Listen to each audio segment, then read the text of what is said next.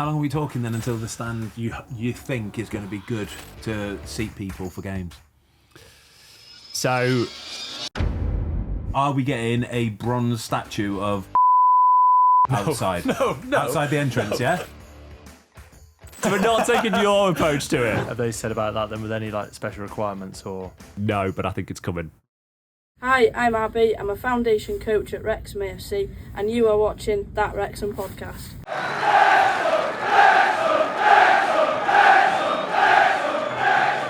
Welcome to That Wrexham Podcast. I'm Ben Toze, and today I'm joined by Ben Foster and the man overseeing the Kop Development, Aidan Miller. Thank you very much. Exciting times. And didn't you oversee the pitch construction as well first? We did some works in the summer that I got given far too much credit for, given the various other people that were involved, both internally and externally. But it's been a busy year. Definitely. That was something that when I was just in behind there, I was talking to Chow, and Chow said, "Make sure you mention the pitch because apparently you got all the credit for it." He pulled me onto the pitch on a Friday. And was like, what have you been saying to these guys? Have you seen this? And I had seen it, and I was already getting stick for it from other people, and he absolutely... It's not a bad pitch, is it, now, to be fair? It's not a bad pitch. From what it used to be, it's not a bad pitch, is it, mate? It's stood up well in the last month. Yeah. So it all looks good in August. You've had all summer working on it, to be fair, but the last month of rain, and we've had some rain, haven't we, around here? Yeah. And...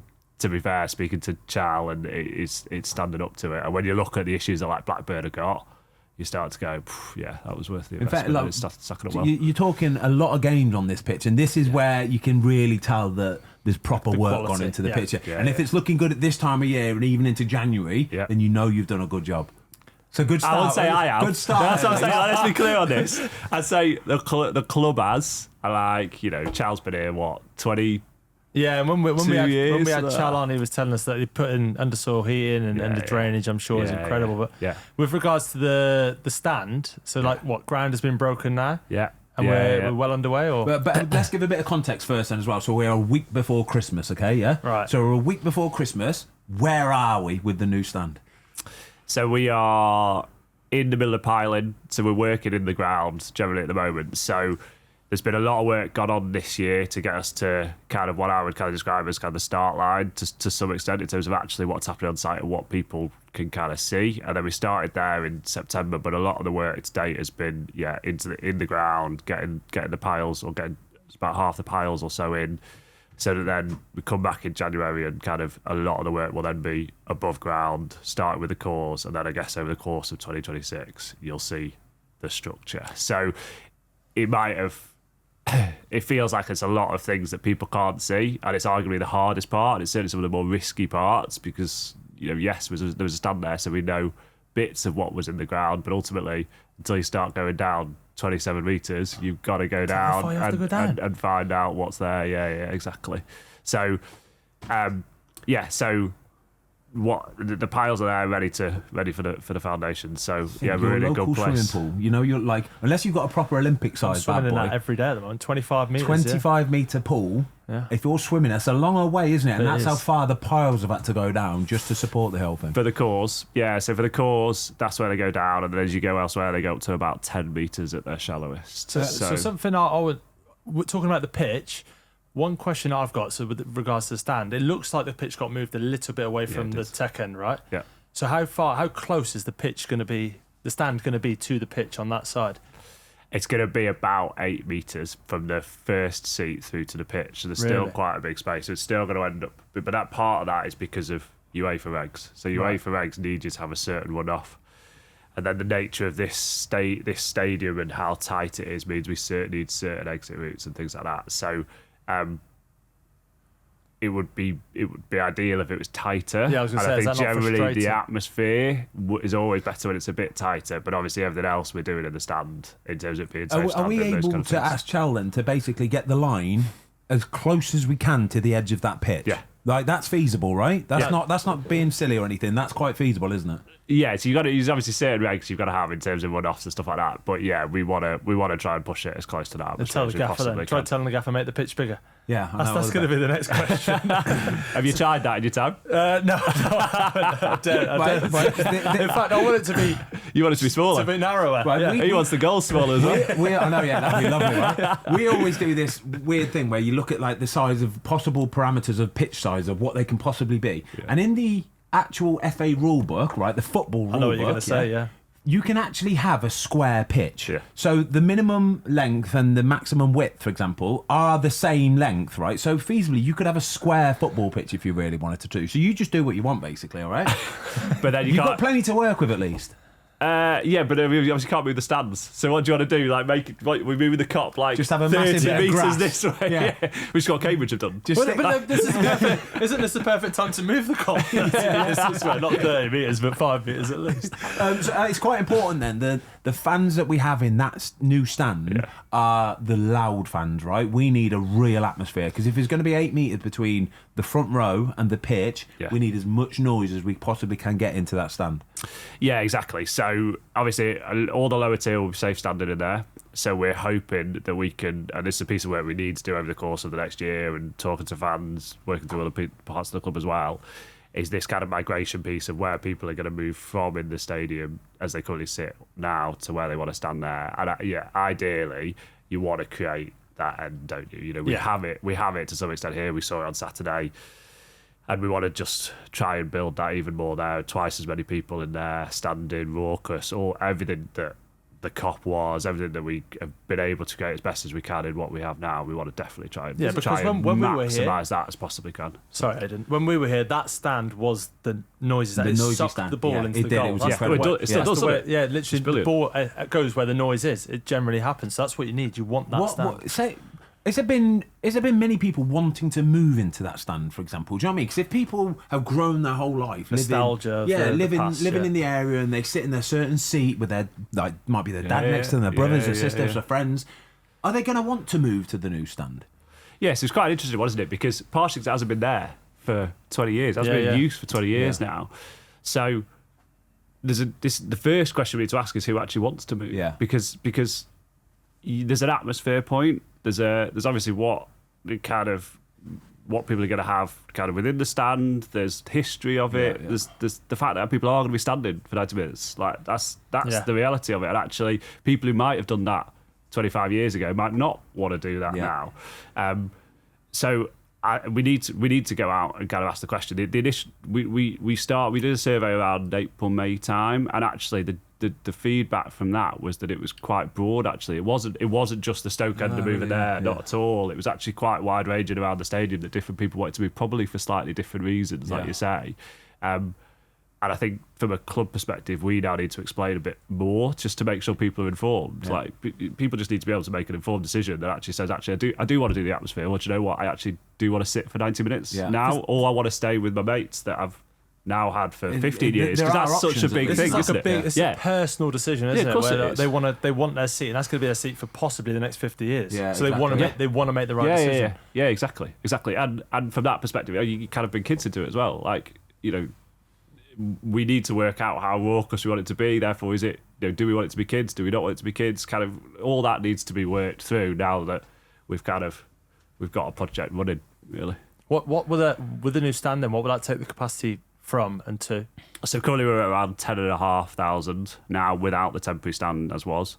So there's another 7,500 seats in there going up to 18,000. So it's obviously a big step up from where we are now. If you look at who our peers are, you know, let's just call it the Championship at the moment, then it's still fairly small. You know, most Championship grounds are 25,000 plus for different reasons, generally historical, whatever it might be. But actually, yes, it's a big step up for us. Hopefully we can kind of add to the atmosphere and we can do all those kind of things, but we're still going to be one of the smaller grounds in terms of our kind of peers now. So yeah, space to grow. I remember there was an article a couple of years ago when I was here, the owners said that they would like to take the stadium to about 45 to 55,000. I mean, does that seem even possible? Like, there's a few parts to that possible, isn't it? Yeah. So is it possible from a stadium? Can we build stands that have 55,000 seats or spaces in it? with difficulty, but yes, yeah, ultimately we can. Like we are obviously committed to this site, which is a really positive step, I think, for everyone, for the fans, for the city. We've got a great relationship with the university. We will need to absolutely work as part of with the council, with the university, to get anywhere near that number. The other side of that is the demand for it, and I think we all kind of love coming to watch Wrexham. Of course we do, but is there that many on a regular basis? When does that decision? When do you start thinking about that though? Because do you get this one built first, see what the reception is, see how many people are filling it, and then do you think, oh, we might have to start looking at the other ones, or is that already in play now? Yeah, so we're already thinking about it because the lead time is huge. The whole town to be able to come to a game. That's what he said. Yeah. Because the lead time to do these things is huge. Yeah. So we just kind of touched on there, kind of getting to the start line in terms of the Kop, which kind of I treat as kind of being works to the ground, actually works happening on site. But there's a load of work that happened 3 years ago on that, and then we picked it up, and we still had over a year lead-in time from when kind of Michael restarted that project to then get to start on site. When you're talking about this kind of master plan inside, where you're talking about different sites different areas around, and let's be clear, we've got a road on one side and we've got university on the other two sides. Like, we need to work with the parameters, these stakeholders. Then it takes years. It takes years to get your piece of the jigsaw in the right place. Are you on time with the current stand? Where are we? So far, so good. Really? Yeah. Look, a lot of the risk is in the ground, so like things can go wrong. Here, obviously, we're building on what was a former stand. It was ours, so there's a bit more faith and trust in what's there, as opposed to, say, Bath are looking at a stand there. I wouldn't want to be drilling down 27 metres in the middle of Bath. That feels difficult. So far, so good. But ultimately, you just need to, winter's hard. Yeah. It's a tough day out there today. It's not as productive out there than it is. It looks pretty productive, mate. I just had a look a minute ago. You might be able to hear a little bit of a rumbling, but there's big old trucks out there. Yeah. Plenty of people on site, plenty of digging holes. Yeah, there absolutely is. But you just need to kind of grind through these winter months. Like, you'll see the state of the mud out there and stuff like that. The guys out there are working, far harder than I do, and you've got to kind of graft through here to then hopefully and make hay with the sun shines in the summer. So so far so good. Stadiums have a reputation. Things go wrong, big projects. That's kind of what happens. But we've tried to manage and mitigate all of the risks that we see as best as we possibly can. We just need to work through them when things will go wrong. That's what happens in projects. It's how you respond to it, manage them, reduce them, minimise the impact, and that's what we'll do. Is it McLaren, isn't it, who's looking after? What stadiums have they worked on? So the main piece of work they've done in terms of football is that Leicester City training ground. That's one of the most recent ones. And then they're also working on Cardiff Arena. So stadiums and arenas tend to work quite closely together. Obviously, kind of different tenants, if you kind of like, from a legal sense. But ultimately, they're quite similar in terms of entertainment, stands and terracing and all that kind of stuff. So, they're working on Cardiff Arena as well. And actually, I think from their perspective, this kind of works in a pretty good sweet spot in terms of good size, and actually they want to expand into this industry. They want to work potentially with us. Hopefully, we just talked about what our capacity could become. So hopefully, it's the first step. And what about you? What stadiums have you worked on? So the previous one I've just worked on is Everton. So I just spent just over 7 years at Everton, kind of going on this journey. Obviously, much bigger project. But obviously, lots of different things going on there. Different challenges. I guess every stadium is different, very, very different, and that adds its own engineering challenges. It's on the river, all that kind of stuff. So you're applying a lot of the principles, but you've got to apply them in the context of, I guess, the stand or the project. So when you're working for Everton, are you living in Everton, for example? Are you living up there in Liverpool? Yeah, so I live in that kind of direction. Do I dare say on the other side of the border? No, you don't need to say. Okay. You don't need to say the stadium industry is quite a small industry. Yeah. There are people, we talk about the football industry and stuff like that, and there's nuances to it. There's a bunch of stadium people who are working on a lot of these stadiums, whether it be in the UK, whether it be particularly Middle East. America's a slightly different market. the Everton experience was, absolutely. So you're there for 7 years working, and then when the stadium's built like it is now, fantastic. They've done everything they wanted to. Are they just a bit sort of like, cheers, mate? Appreciate that. Yeah, exactly. Off you go. Thanks, mate. So basically, what you're saying is, did I get sacked? So you're saying it's going to take 7 years to get this to go, and then you're going to be off again. Hopefully it takes less for that one, and longer for the whole master plan piece, but longer in the sense that there's too much to do. Look, I was employed there to do a job in terms of the project, and you go on that journey, and it is absolutely a roller coaster. These projects, like you can imagine, people loosely know the things that have happened at Everton over the last few years, and it's blood, sweat, and tears. Like you absolutely throw yourself into it, and the same's true here. So it's a massive achievement when you get it done or close to the line. I mean, I ended up coming here kind of before that one was quite at the finishing line. By the nature of the opportunity here, but you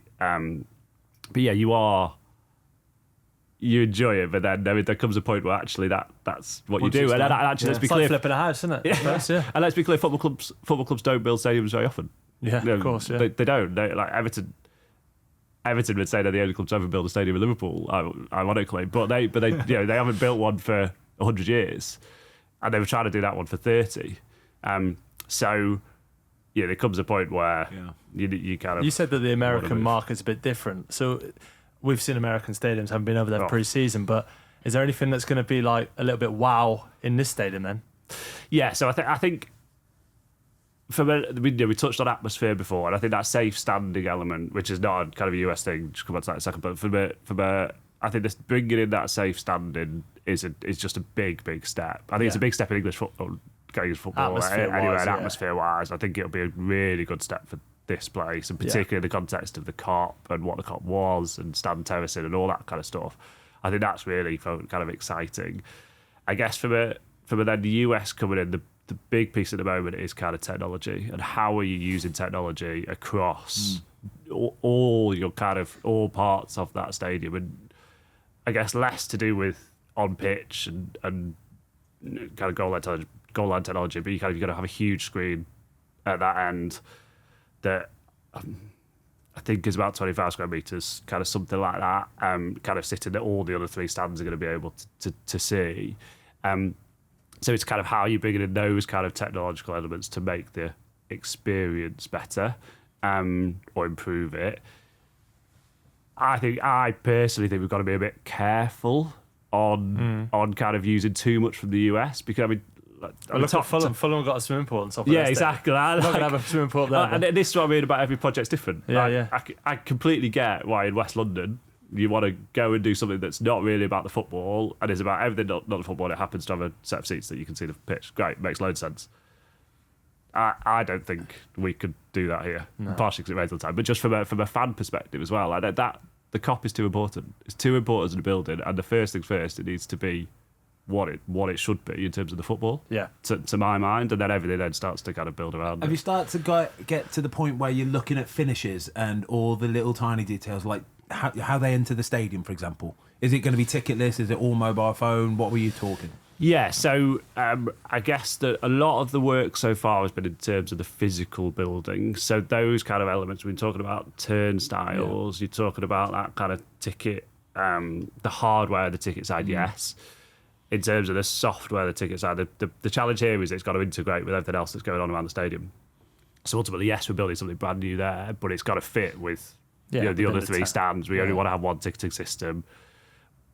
We want to make sure that kind of builds on the journey that we've been on the last few years, from, say, for example, from a ticketing perspective. As you then kind of get into the kind of interiors, we're looking at all those, and I think there's a pretty good view of what that could be. Has it quite been nailed? I guess you inevitably that will happen in the last 3 months or so of the project. So obviously the priority has been, make sure your piles are in the right place. Then you're talking about, it kind of follows, doesn't it? Does that involve going around other stadiums, bigger stadiums, more successful stadiums, basically? Your Liverpools, your new, the ones that have all built something recently new. Yeah. And looking around and going, I like that. That looks nice. But also, like you see here, aesthetically, it's lovely, isn't it? It fits in with the town. And I mean, it's got real history and... Yeah, and I think that's the balance. So I think Oh, it's not just me. Like, let's be clear. I don't think you'd want me to do the interior design. But it's various people, isn't it? It includes people within the club. It includes the architects and designers and places that they've worked on, and we can see it includes part of the ownership guys and the influence that they've got, which kind of brings in obviously the US element. And I think that is trying to find that balance between, yes, you do want to learn these lessons because there were some brilliant concepts out there. I know we laugh about the swimming pool and everyone laughs about it, but I mean, it's pretty brave and hats off to them for doing it. But you can apply that to a lot of the interior side. But then, as you say, it's also got to be appropriate. You know, I don't think we just can't pick up something from elsewhere and say, right, we'll put that in that stand and it'll work. I don't think it will. We might want to say, that's great.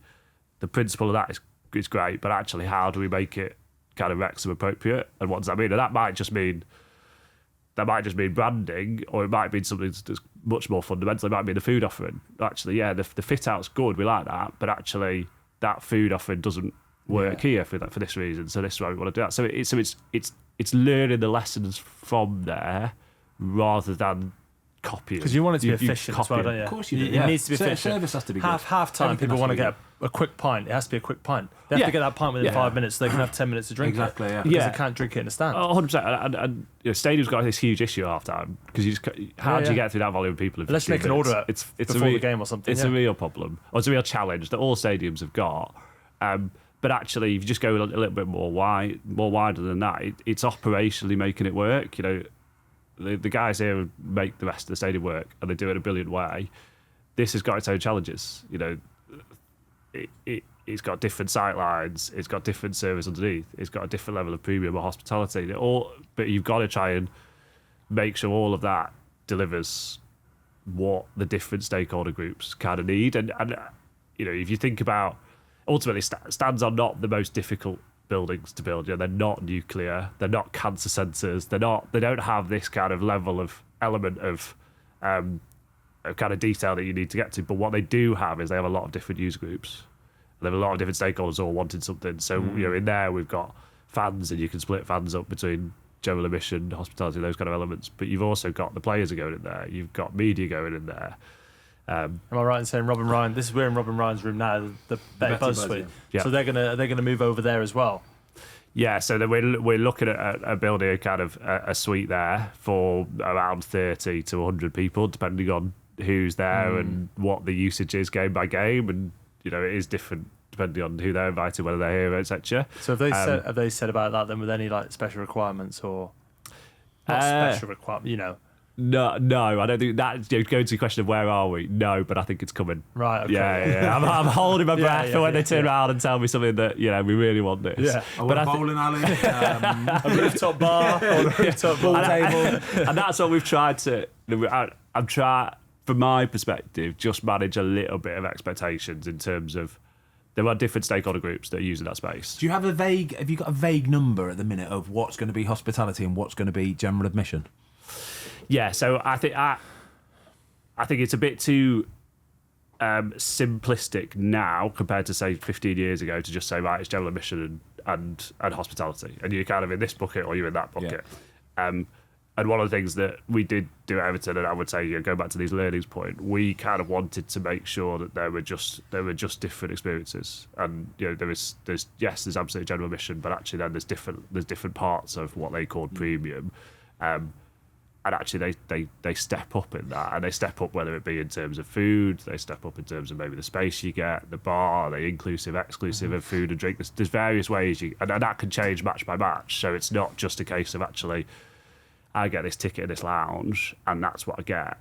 Full stop. Actually, I get a ticket here, but actually I could upgrade 5 times a season. There's a different ways you can now cut and carve it, and actually that whole hospitality premium place has kind of.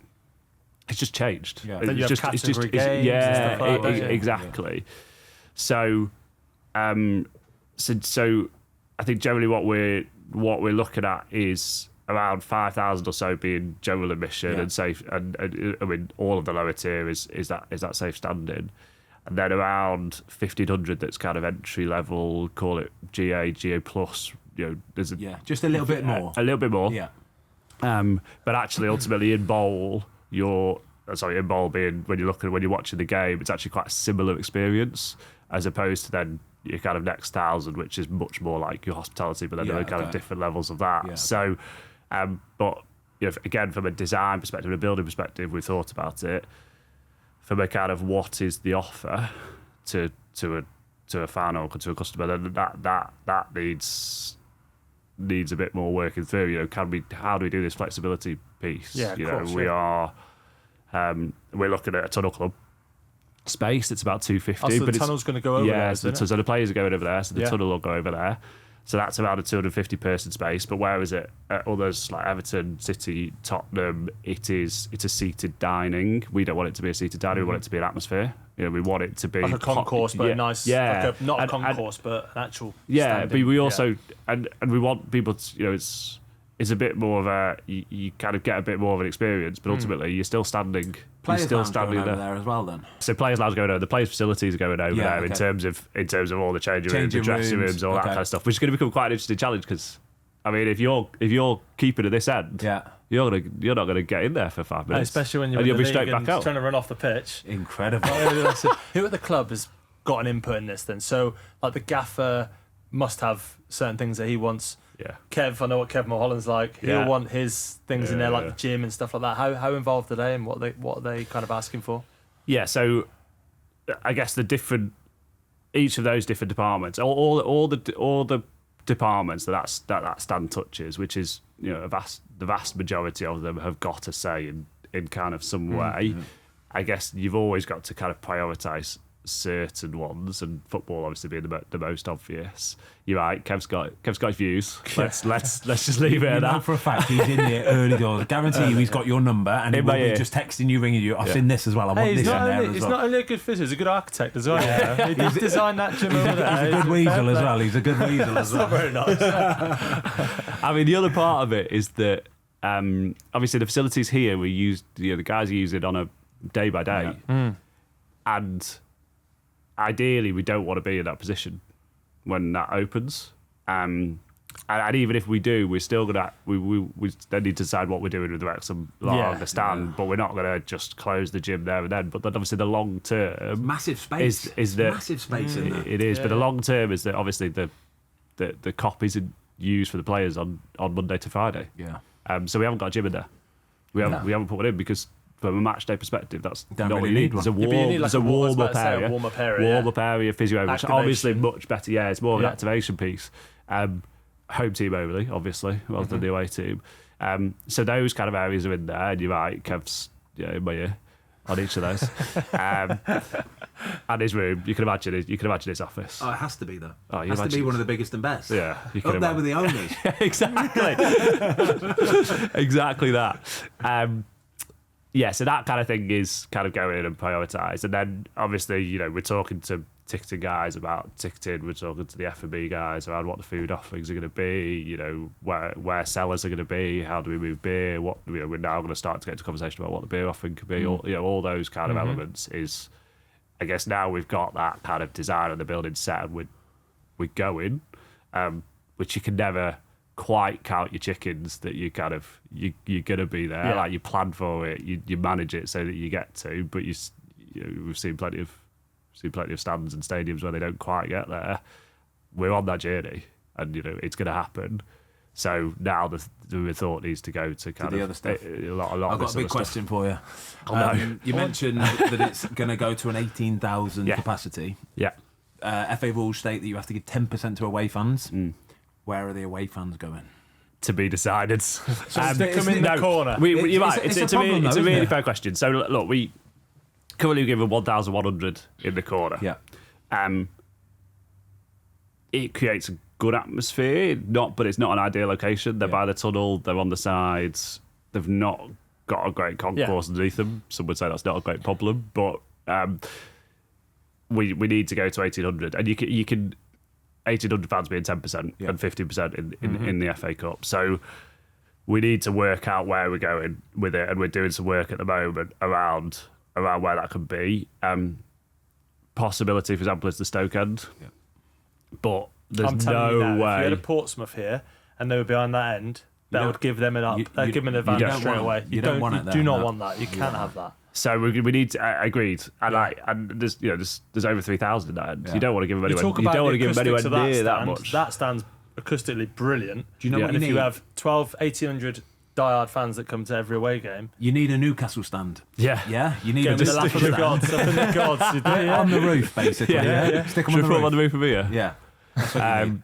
It's a challenge, isn't it? No, it is a challenge. And actually, when you're talking about a four-sided stadium here, there's no perfect place to put them. You've got to give them, or you've got to, unless you're Newcastle, you've got to give them a pitch side seat. So you've got to generally go all the way down.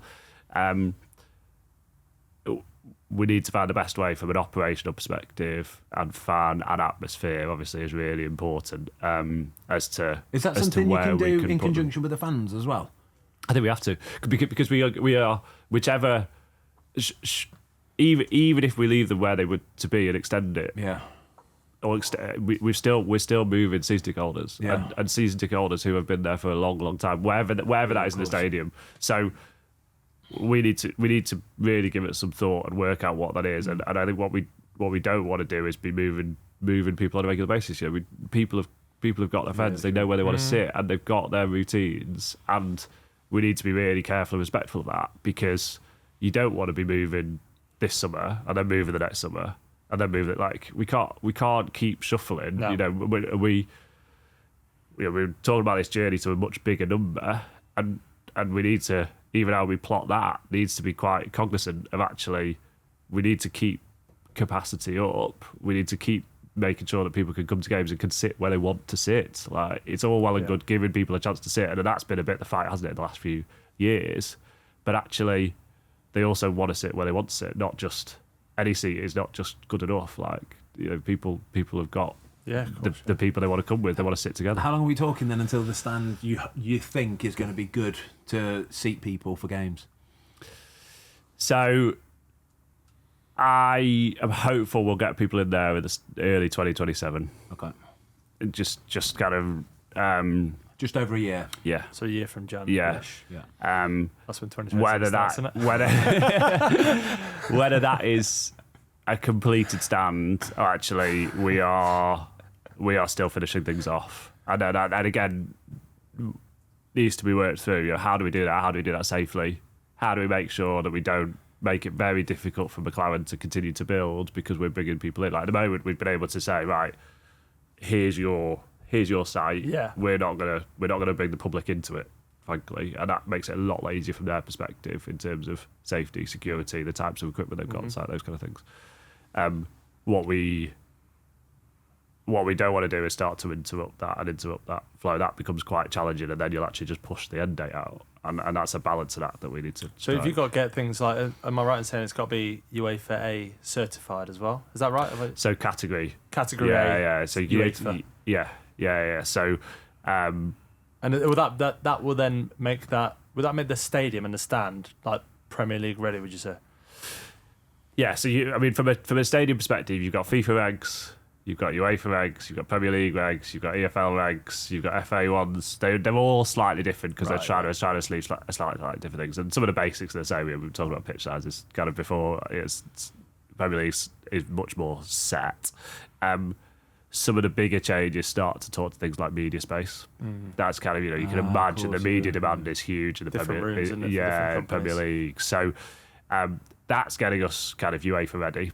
And I guess if we're UEFA ready, we're going to be 95% of the way there from a Premier League perspective.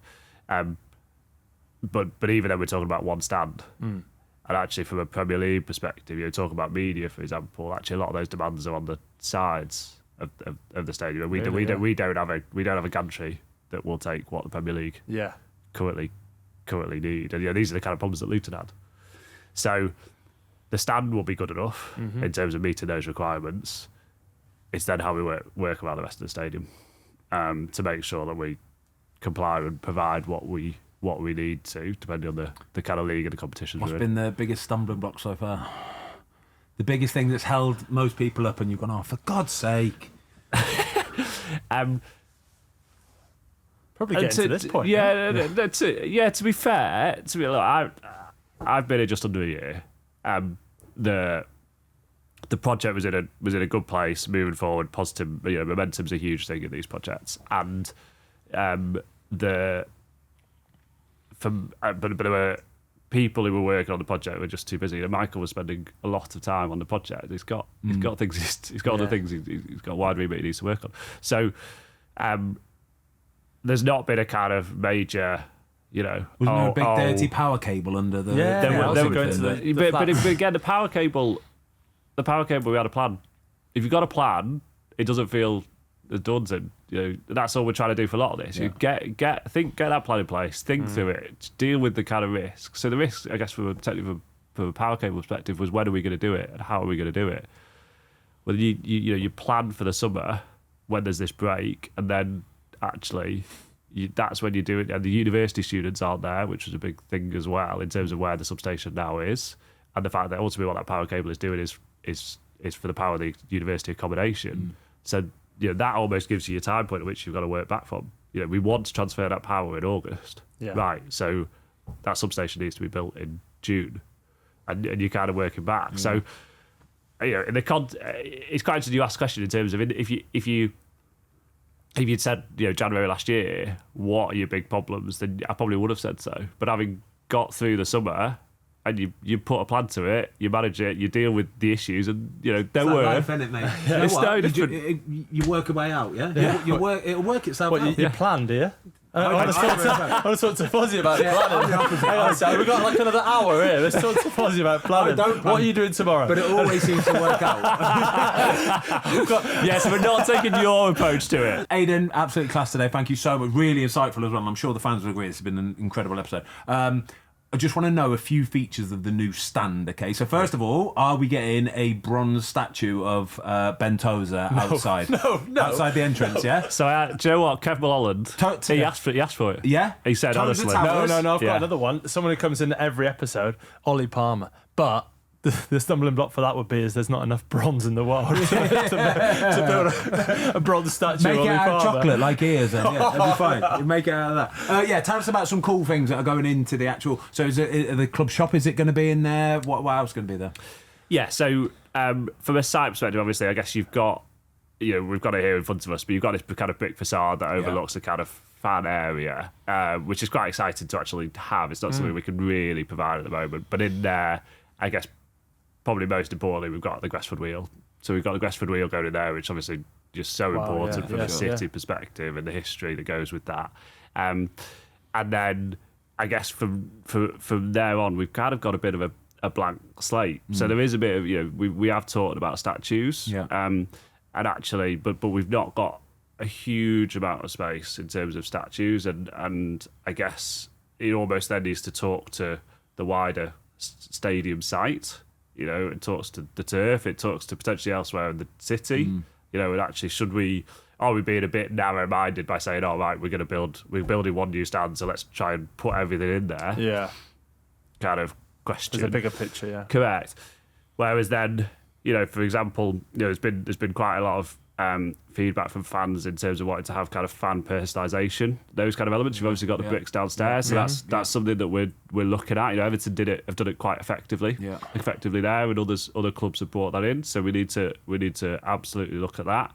And then I guess then it's almost again thinking within the space a little bit as to whether Jacko is obviously a really important part of the club, of what the Kop was, and kind of what is our reference to that, and again it's something that I'm not qualified to comment really on that. It's something that we need to work with the fans so closely on to say, right, whether that's in whatever form it is, to say, right, what are the fan solutions, and what are the fan wishes. I think that's it. That's us. Yeah, all good. Mate. Yeah, brilliant. Cheers, Ed. All right. Yeah, that's us.